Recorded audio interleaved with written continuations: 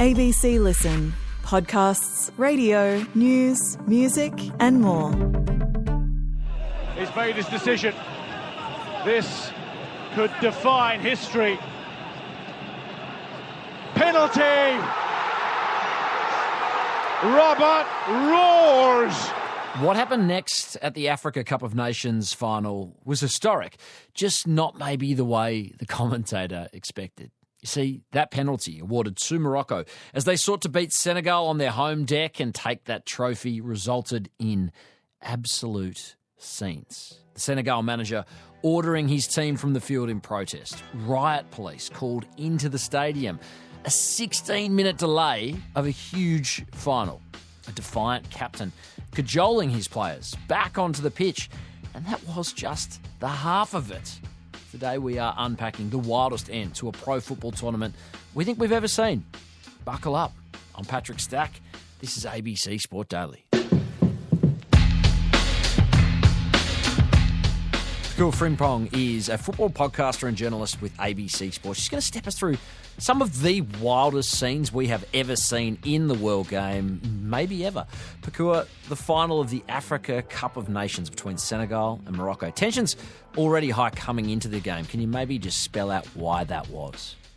Yeah, it was a very tense final, even before the players stepped onto the pitch. And it was from the Senegal's Federation. They spoke about heading into this final, there was a lack of security. They were forced to take a commercial airline to Rabat for the final. They felt like there was a lack of adequate accommodation for the Senegalese national team. And going back to the airport, when they got there, they were surrounded by fans asking for selfies and all sorts of things. So they felt really unsafe coming through. And then also before that, for the Senegalese fans, they were only allocated 2,850 tickets for the final in Rabat, and for a stadium that can take up to 69,550. So for the Senegalese fans, the Senegalese Federation, they felt like they were being stitched up by the Moroccan Federation and CAF, who is the governing body of African football, heading into this final. So it was already tense scenes, and then you just have garden variety explosive refereeing decisions late in the final with a trophy at stake. What went down that saw things escalate?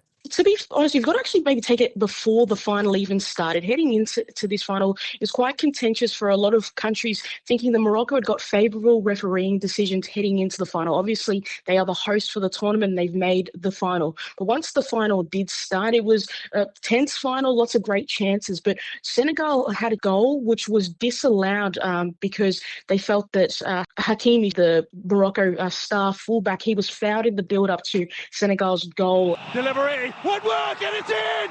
Senegal with a goal! Sensational for a moment. The referee signals wait. Was there a push? Was there a shove? I think there was a push. That is going to be called back and not allowed. So think that Senegal's goal is disallowed. And then a few minutes later, Morocco are awarded a penalty. He was calling for the penalty appeal. I think he was calling for that. That's going to be looked at, I'm sure. Senegal protests and go, well, how's that happen? Our goal is being disallowed and not quite sure why it's being disallowed.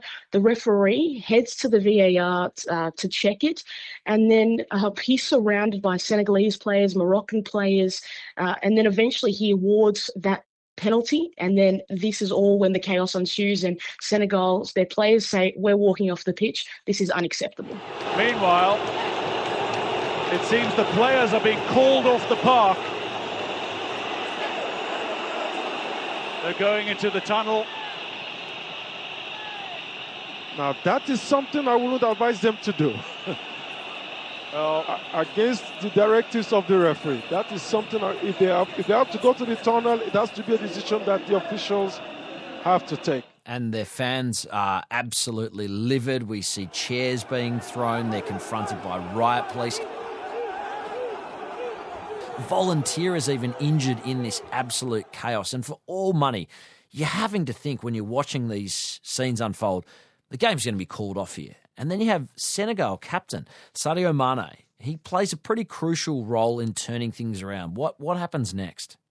Yeah, so Sadio Mané, he kind of goes against his own coach and Paptiel, who says, I want my players off the pitch. Sadio Mané goes, no, guys, this is unacceptable. We need to have the character of the players that we want to be. We have to come back on the pitch and play and finish the rest of this game out. And it's actually really important that Sadio Mané says this because they've got about 15 minutes truly to get back onto the field of play for the final to continue, or else the final will be forfeited and Morocco will win. No, Sadio Mané started. Sadio Mané asked the players to come back onto the pitch. So that's leadership. That's leadership, and not. Sometimes you don't necessarily have to wear the captain's band to be a leader, and that's what is shown here. They get back in time and they fluff around for a little bit more after that. But Sadio Mané showing the true leader that he is, has been for the Senegalese national team for such a long time, getting his players back onto the pitch and getting them into the mindset to continue to play this final against Morocco. Brahim Diaz, the Moroccan star and arguably the best player in the entire tournament, steps up to take the penalty.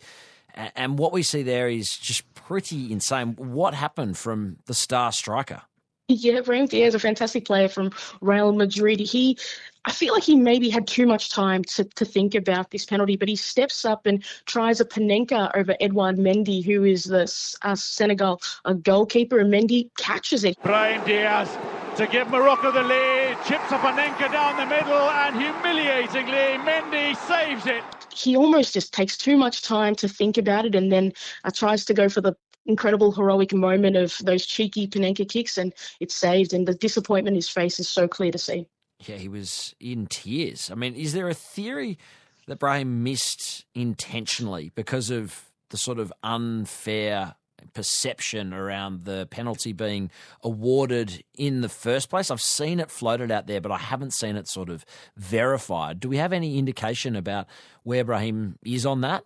Yeah, it feels like one of those foolish claims that Brahim Diaz would have tried to give an easy penalty for Mendy to save it so that Senegal would come back onto the pitch. That's the theory that he said I'm going to miss the penalty so Senegal can come back onto the pitch. But it's a pretty easy claim to wave off because Morocco haven't won the tournament in 50 years. And Brahim Diaz, he was incredibly disappointed once he missed that penalty. And then also he's posted already on social media talking about his disappointment, talking about how big of a moment he really wanted this and to not be able to do it for his country. And in that moment, it's something that I think he's going to have to deal with for a while. And he's so disappointed when he picked up the golden boot as well. The tears on his face were so evident. And I think there's no way that Brahim Diaz, with that moment, that he would purposely try and miss that penalty. The victorious goal for Senegal came in extra time, pretty early in extra time.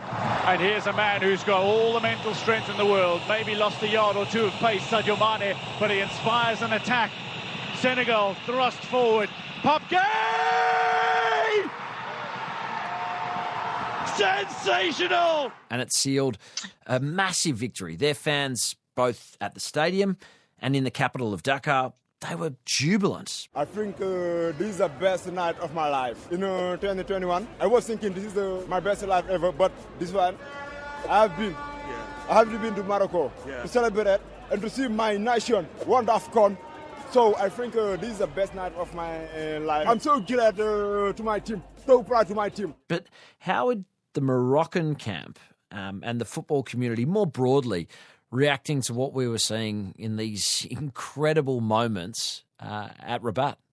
Yeah, I think it's quite a disappointing scene, ultimately, for a game to be stopped for such a long period of time, for teams to be protesting decisions. I think it's kind of left a slight stain on it. That's what the Moroccan coach said. It's a stain on African football. He's laid a lot of criticism at Paptiel, who is the coach of Senegal, about the way in which it's all unfolded. It's quite a lot of disappointment.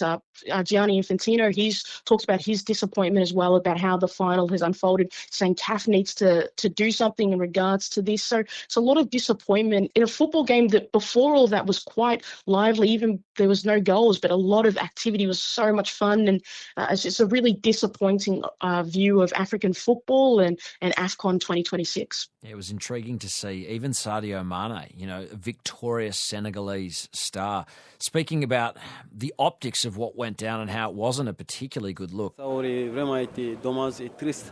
would have been a shame to see this kind of scenario happen. Imagine for a second going into the locker rooms and the football match stopping there. I think that would convey a negative image of our football. I think Africa does not deserve that. African football has evolved in an incredible way, and the proof is that it's followed all over the world. So I did what I had to do. Maybe the weirdest subplot of the night was the Senegal reserve goalkeeper. What can you tell us about a guy who didn't get onto the pitch in any sort of playing capacity, but was like kind of the star of the show? Yeah, Yvan Diouf, who plays for Nice in France, he honestly is an unsung hero for Senegal and for Edouard Mendy. For a lot of goalkeepers, they keep a towel on next to their goals to dry their hands. And this was a wet AFCON final, so Mendy was obviously trying to dry his hands. Diouf had to kind of play security guard for this towel. He was protecting it, running away from ball kids who were trying to steal this towel from him. Moroccan officials trying to take this towel away from Mendy. And the reason that Diouf was there initially was in the semi-final when Morocco took on Nigeria. The Nigerian keepers, his towel got consistently taken away from him. Clearly inside of that, Senegal had decided we're going to have somebody there to guard it. And he may have helped Mendy out in saving that penalty, so he's able to dry his hands. Absolutely nuts. What's going to happen next? How does this play out, Pokuah? Because it's clear that the Moroccan Federation are not particularly happy. They're trying to challenge the legitimacy of Senegal's title. We've seen broadly the football community up in arms about one of the biggest international fixtures or trophies that is on the calendar. How do you see this playing out in the short to medium term? In the short term, I'm not quite sure what they can immediately do in terms of taking the trophy off Senegal. I think that's a very far stretch that I highly doubt that that's what's going to happen.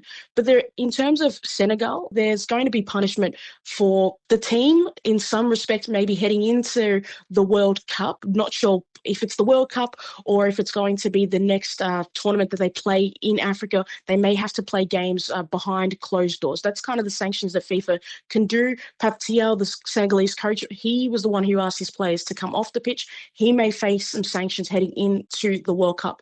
But Morocco will also be faced with some sanctions. The towel incident sounds quite silly and sounds quite ridiculous, but for those small little details, if you're a federation, if you can't kind of control those things, there are going to be some sanctions around things like that. It's very unsportsmanlike, and you think ball kids don't necessarily do that by themselves. There's probably instruction from somebody else telling them, hey, trying to distract to do things like that.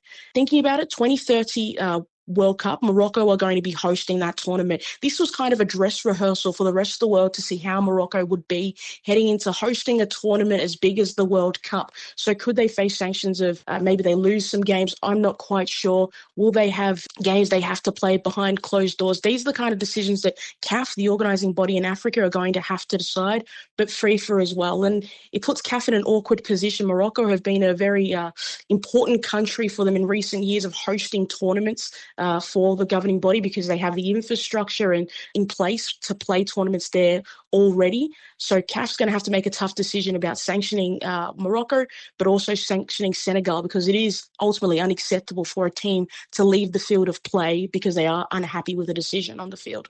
A crazy story, Pokuah. Thanks so much for pulling it all apart for us. Appreciate it. Thanks, Stacky. Headlines. Alexei Popyrin's out of the Australian Open after a 5-set thriller against Frenchman Alex Muller. The Australian won the first set and looked dominant, but the rest of the match was a grind, and the defeat appears to have taken a toll. Yeah, it can't keep going on like this. I usually don't cramp, but it's already now 2 years in a row that on this court I cramp. I think I really want to put on a show and really want to win for the crowd. You know, they're there for me, and I can't win. So it's not easy. In the women's, 30th seed and Australian number 1 Maya Joint was knocked out in straight sets by Teresa Valentova. The tennis continues into the second round on Wednesday. All the action live on the ABC Sport website and the ABC Listen app. The Socceroos have added former captain Mile Jedinak to their coaching staff ahead of the 2026 FIFA World Cup. He represented the national side 79 times, scoring 20 goals and featured in 3 World Cups and has an exceptional beard. And rugby turned NRL superstar Mark Nwangane Tuasi is reportedly looking to take his talents to another league, this time Japan at the end of the 2026 NRL season. He is expected to take up a lucrative deal with Division 1 Japanese rugby as he continues to put himself in the frame for the Rugby World Cup in Australia 2027. I'm Patrick Stack. This is ABC Sport Daily, produced by Poppy Penny. Thanks to beIN Sports and the Bleacher Report for the extra audio used in this episode. Discover more great ABC podcasts, live radio and exclusives on the ABC Listen app.